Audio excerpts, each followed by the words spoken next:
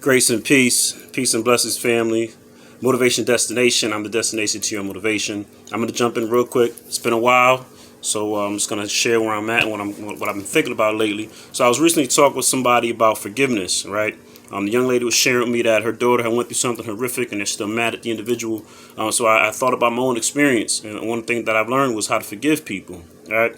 So we all know these prayers, the Our Father. Jesus taught his disciples to pray like this. And there's the one part of the prayer that says, forgive us our trespasses as we forgive those who trespass against us. So what that's telling me is that if I want forgiveness for my own shortcomings, for my own mistakes, in the way I've hurt myself and others, the same way in which I forgive myself and the way I forgive others is the same way that I'll be forgiven. So it's very important.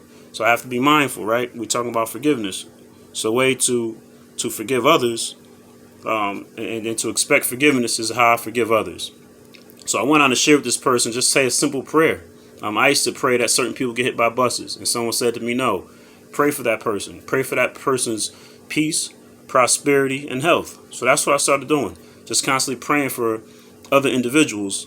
Same things I wanted for myself, I started asking the universe to give to these individuals.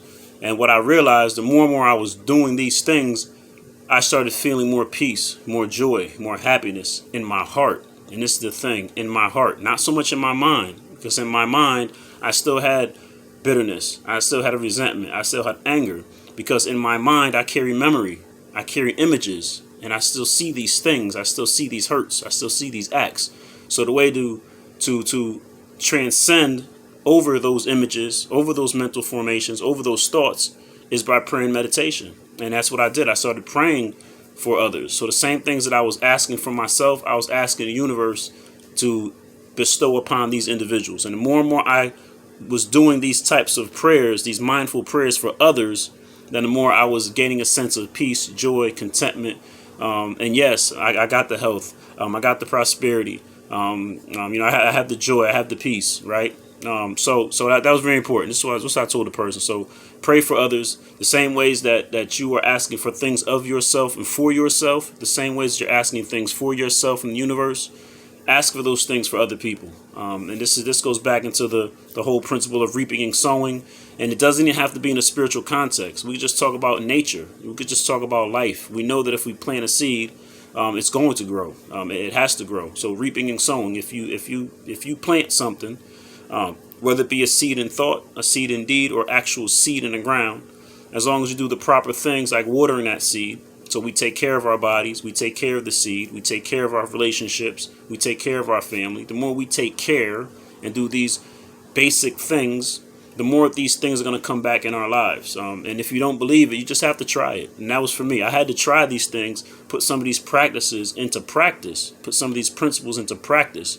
And the more I practiced these principles, I started seeing these outcomes. I started reaping these benefits. Last thing I want to talk about is the 3 C's I've been talking about lately is cause, contribute, and create. I was talking with another friend of mine, and there was anger, animosity, bitterness, right, at a situation. And I just thought, as I was listening, it's like, wow, it could have been handled better, or the outcome could have been better if so-and-so did this. It could have been better if so-and-so didn't do that. So I was just talking about we have to be very mindful of what we cause, contribute, and create into our own problems, right? It's not always someone else's fault. It's not always the system. It's not always, the other party. We're not always victims, right? We're not always victims.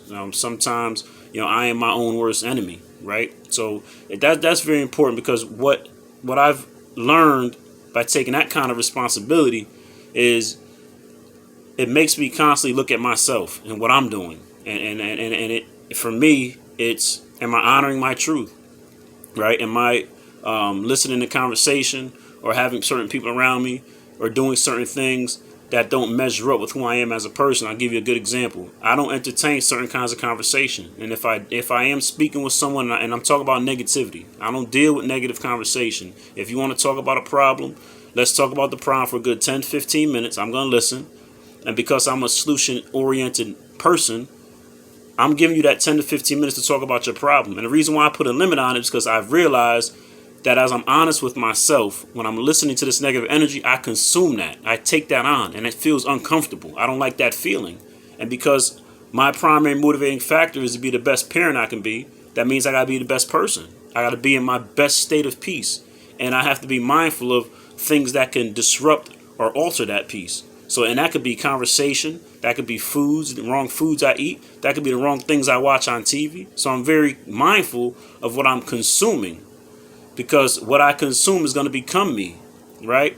So this goes back to cause, contribute, and create. It's all falls back on the man in the mirror. It falls back on me. It falls back on you. I can point all the fingers I want and say it's so-and-so and so-and-so and so's fault.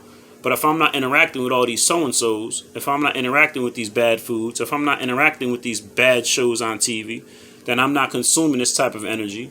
I don't have it within me. I don't have it around me.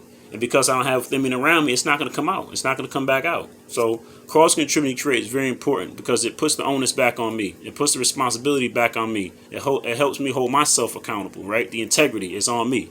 It's not about everybody else, right? So those are very important. Forgiveness, very simple to get over bitterness, to get over anger, get over resentment. Seek to give back to those people what you want for yourself. Now, I know for some people, you don't want to see these people. You don't want to go near these people.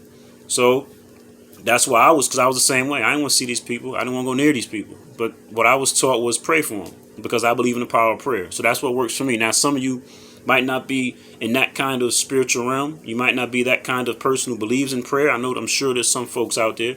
So maybe for you, it has to be something else. You may have to go and, something that I told someone the other day is you have to, the direction in which you're going may have to change in order for you to get to a different outcome, right? We say the definition of insanity is doing the same thing over and over and expecting a different result. So if you keep on striving to go in the same place, the same direction, the same day, you're going to end up at the same way. I say to my son, we can go walk to the store so many different routes. We know that our end destination is to get to the supermarket.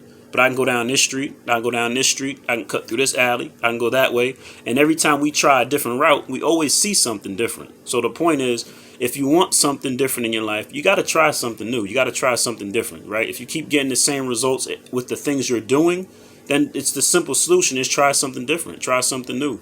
Be a risk taker. People take risk in so many ways. Even if something simple as speeding on the highway, that's a risk you're taking. So why not apply that same risky mentality to something that's going to benefit you, right? It's just a matter of shifting the thought process, man. So forgiveness, getting rid of anger, getting rid of bitterness, getting rid of resentment.